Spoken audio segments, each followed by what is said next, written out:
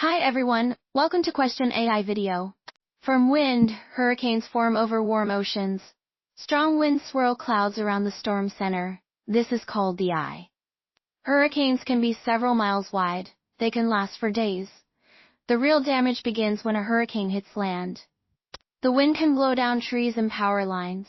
It may shatter windows or rip roots off buildings. Heavy rain and large waves can cause flooding. Weather Everywhere magazine for a complete version of this text.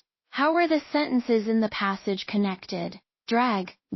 Want the full explanation? Check out the details below for the complete answer.